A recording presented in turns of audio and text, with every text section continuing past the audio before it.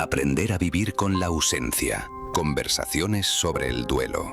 Con Ruth García, Paco Sánchez y Mireia Rosique. Un nuevo episodio de este podcast Aprender a vivir con la ausencia, y hoy nos vamos a fijar en duelos que no tienen fotos, duelos sin recuerdos compartidos, sin historias que contar en voz alta, sin un lugar claro en la memoria colectiva. Vamos a hablar del duelo perinatal, que es hablar en definitiva de una pérdida que muchas veces la sociedad no sabe cómo mirar, una pérdida que ocurre en silencio y que demasiadas veces se vive también en silencio.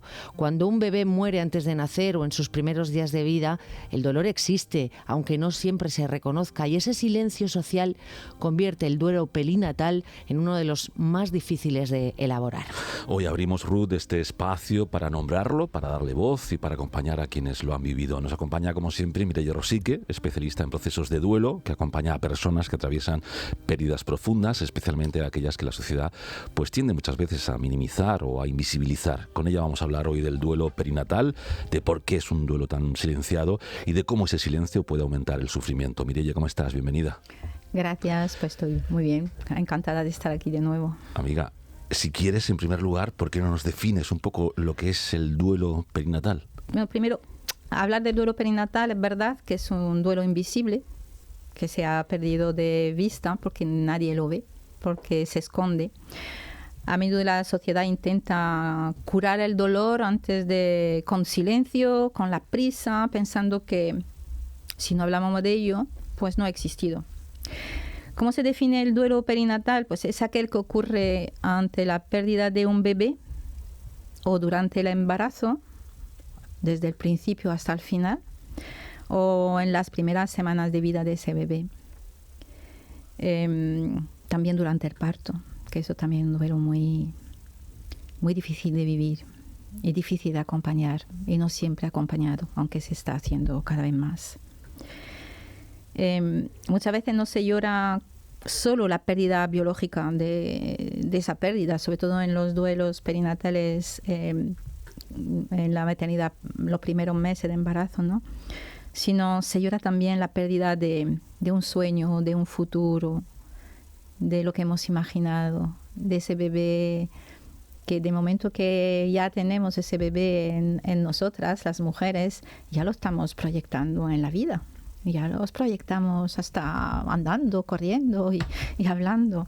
Entonces, es un duelo que abarca todo un camino, ¿no? Ese camino desde antes de la gestación, porque es ese niño que hemos soñado porque hemos decidido procrear o no, que llega así de sorpresa, pero bueno, normalmente es un niño, un acontecimiento soñado, y todo el trayecto que vamos a hacer hasta la pérdida. Y es un trayecto corto pero largo a la vez, y difícil. ¿Y podemos calificar este duelo como mucho más complejo que otros de los que hemos hablado y los que venimos hablando estas semanas?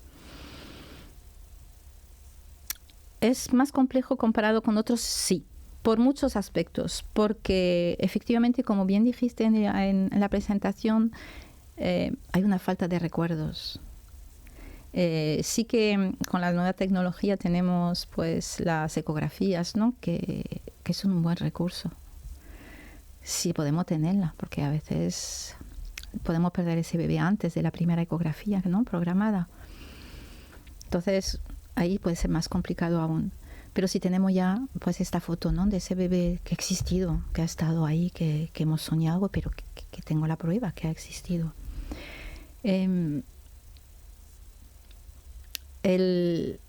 Los recuerdos son, en realidad,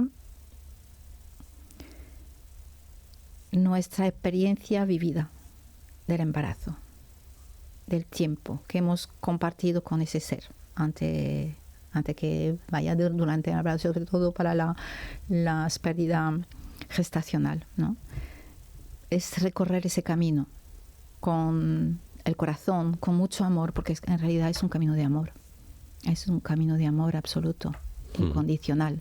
Y mientras tanto, Mireia, la vida sigue. Lo hemos contado aquí también en otras ocasiones, en otros capítulos de este podcast sobre el duelo.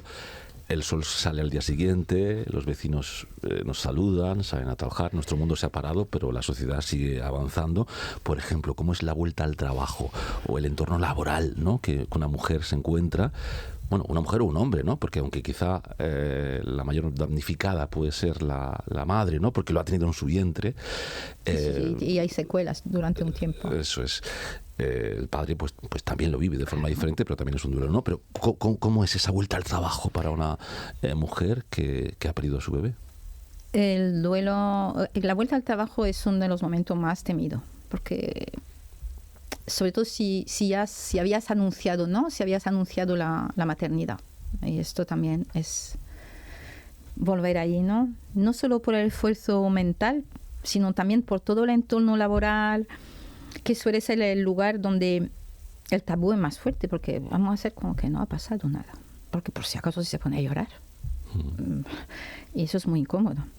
Para una madre que ha tenido una pérdida gestacional tardía más todavía, porque ha estado trabajando con la barriga, ha tenido, y vuelve con el útero vacío y no tiene el bebé. Entonces significa afrontarse a muchas preguntas o muchos silencios. Son las dos cosas con las que se va a afrontar.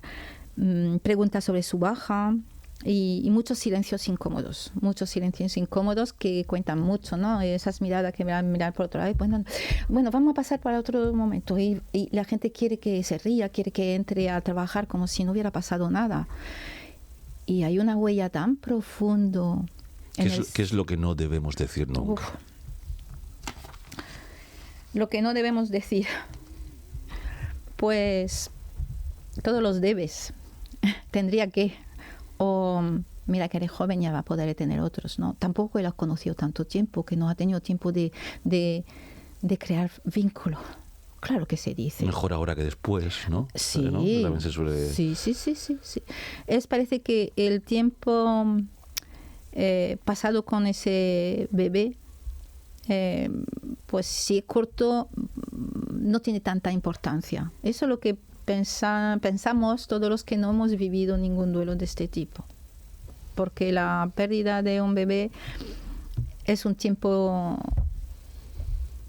intensísimo. Y a la mujer también implica también un cambio en su cuerpo, un cambio en su cuerpo, en su físico, en su interior hormonal. Y todo esto, cuando se muere el bebé, sigue. Hasta puede tener con leche, ¿no? Y claro. Todo eso.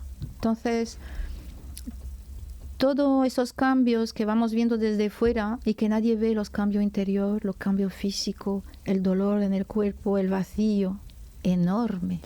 O sea, hablamos de un duelo invisible al final. Totalmente, ¿no? Totalmente. Y sobre todo tabú para la sociedad en general. Y la sociedad en general pues no lo valora, no entiende que haya ese dolor tan profundo y que puede ser tan largo.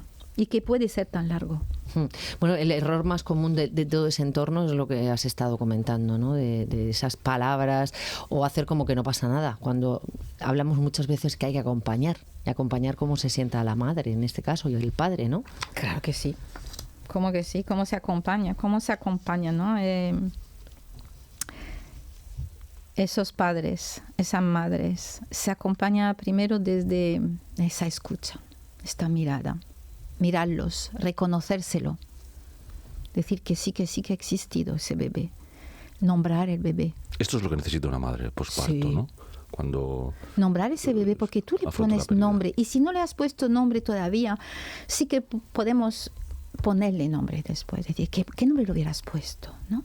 Dale identidad, dale presencia, dale cuerpo que lo vamos a tener ahí en el corazón, y darle memoria y instalarlo dentro del árbol familiar. El otro día escuché una chica que decía, yo tengo 2 hijos vivos, pero tengo 5 y mi último niño es el 5º, no es el segundo. Pero eso, ¿cómo lo cuentas? Porque te pregunta, ¿cuántos hijos tienes? Y ya te quedas diciendo, ¿qué digo? ¿Lo meto? ¿No lo digo? Algunas optan por no decir, y es una pena, porque es como negarle vida. Entonces te hace más daño a ti mismo. Ese silencio que tú mismo provoca. Diciendo, lo niego, estoy negando a mi hijo. No, ponlo ahí. Está, ha existido, ha vivido. Nómbralo. La respuesta de la otra persona es su problema, es cómo va a funcionar y ya está. Pero si lo hacemos, lo exponemos fuerte, lo hablamos por fuera, lo contamos, lo evidenciamos, lo podemos acompañar y lo normalizamos. Normalizamos que esos bebés han existido en esa familia. Y el papá también, porque al papá se le dice siempre, el papá es el que tiene que proteger, ¿no? Y entonces él pregunta, ¿cómo está tu mujer? Y cómo... Pero él también ha imaginado ese bebé, lo han contado, se lo han imaginado. A veces han preparado la habitación y el papá ha pintado la... Te queríamos preguntar por eso, ¿no? El papel del padre, bueno, del padre o de la pareja, ¿no? ¿Cuál debe ser en estos casos? Ay, la pareja, ¿cuál es la diferencia? Es que pasa, el hombre y la mujer vamos a vivirlo diferente. Es verdad que la madre en una pérdida gestacional va a estar mucho más afectada porque todo su ser está afectado por la pérdida. Entonces, hay muchos silencios, hay mucha desinformación, poca gente que acompaña, a veces la familia tampoco acompaña. Los propios abuelos, ¿no? A veces no ayudan porque dicen, bueno, sois jóvenes, estáis jóvenes, podéis... Estamos ahí, sí, ¿no? A la familia. Muchas ocasiones también por el desconocimiento, por no saber qué decir, ¿no? Exactamente, y no actuar. entender cómo puedes estar tan mal, cómo puedes estar tan mal, cómo puedes tener este duelo tan profundo, tan doloroso, ese sufrimiento. Entonces, esta parada, esta necesidad de mirar este vacío que nos acompaña durante un tiempo. Y la diferencia entre el hombre y la mujer es que tenéis que comunicar, hablarlo. Y él entender que no va a ir al ritmo. Y simplemente ser compasivo, amoroso, paciente. Entender que también el deseo sexual va a tener un tiempo, una parada, o no. Hay personas que al contrario, ¿no? Pero en la mujer, la mayoría de veces sí, ¿no? Entonces, muy poco a poco, con mucha ternura, con mucha comprensión. Eso, el amor necesita amor para curar. Mireia, ¿y ayudan los rituales, por ejemplo, de despedida de ese bebé que no ha llegado a nacer o que se ha muerto en los primeros días? Ayudan, claro que sí que ayudan. Ayuda a ponerle... a darle un espacio sagrado en la vida, darle un espacio sagrado en la sociedad o en la familia, hacer algo junto con la familia, plantar un árbol, por ejemplo, darle vida de otra manera, hacerle un álbum de familia, construir el árbol familiar y ponerlo ahí y decirle, ahí está, existe, hablar de él, nombrarlo. Sí que ayuda todo. Igual que la mamá que casi termina la pérdida gestacional tardía también, donde sí que tiene todavía, pues, tiene leche, puede ser donaciones de leche. Eso ayuda al duelo. Parece una locura. Me gusta mucho una cosa que has dicho antes, Mireia, cuando hablabas cuando le preguntaron a una mujer, oye, ¿cuántos hijos tienes? ¿No? Sí. Y que dudan si han tenido 5, pero solo viven 2, decir el número, ¿no? Y has dicho, hay que decirlo.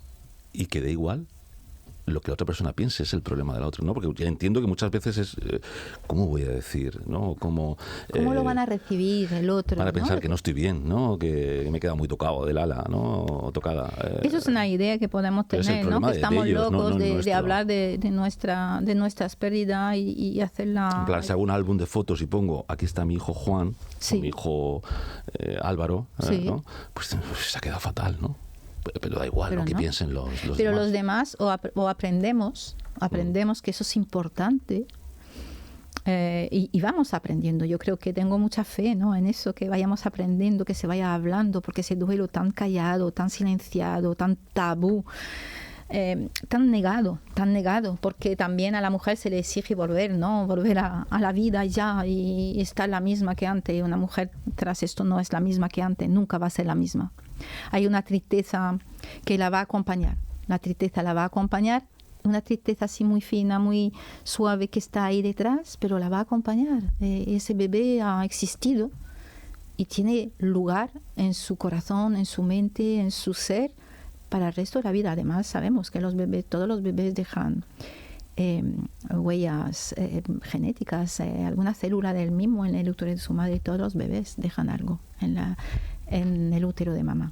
Así que ahí está. Bueno, vais a celebrar las primeras jornadas de pérdida y de duelo perinatal y gestacional en Murcia el próximo 19 de febrero en el Hospital Virgen de la Arixaca. Para eso, para sanar, para entender y para dejar de silenciar, ¿no? Sí. Pues claro, por romper el silencio. Para romper ese silencio, pues estamos organizando junto con mi compañera y amiga psicóloga perinatal, que es Noelia González Calatayud, que es directora del Centro Adara en Murcia, y también mis compañeras de toda la vida que hemos organizado todas las jornadas de duelo. Organizamos pues esa jornada de duelo de pérdida gestacional y duelo perinatal el 19 de febrero en el Salón de Actos del Hospital Virgen de la Arixaca. Está abierto a profesionales, evidentemente, pero de la salud mental, de la salud física, y también abierto a quien quiera escuchar la voz de grandes profesionales que van a venir a contarnos su experiencia, su saber, su sabiduría, pero todo en un entorno amoroso, seguro. Y vamos a estar acompañando, ¿no?, a los ponentes, pero también a las personas que van a llegar, porque está claro que muchas personas que van a estar ahí, muchas mujeres, porque hay un porcentaje elevado de mujeres que han tenido pérdidas gestacionales, pero está tan callado que no se sabe, ¿no?, realmente el alcance que pueda tener. Entonces, acompañar también a todas estas mujeres. Habrá emociones, pero también habrá mucho amor, y en esto queremos hacerlo. Así que os invito a acudir para quien quiera venir a esas ¿A qué hora jornadas. empiezan? Empiezan a las 8:30 de la mañana con la apertura y terminan a las 7:30 de la tarde, todo el día. Estaremos ahí. Evidentemente no vamos a poder abordar todo lo que es el duelo perinatal, pero muchas cosas. Habrá un testimonio también muy importante de personas que lo han vivido, parejas que nos van a aportar desde la valentía de contarse, ¿no?, de contar su dolor, de contar su experiencia. También es de agradecer que haya personas que sean capaces, ¿no?, de decir, yo he pasado por eso, pero te lo cuento para que entienda que podemos salir de esto, pero que queda huella. Pues queremos que este podcast, este capítulo y este tema, el duelo perinatal, sirva para pues darle visibilidad, ¿no? Porque el duelo perinatal existe, duele y merece ser reconocido. Sí. Y bueno, pues hablar de ello, como dice Mireia, no abre heridas, sino que las cuida, ¿no? Exacto. Gracias, Mireia Rosique, por ayudarnos a poner palabras a un dolor que durante demasiado tiempo pues ha sido invisible. El dolor de las mujeres muchas veces es invisible. Gracias, Mireia. Gracias a vosotros.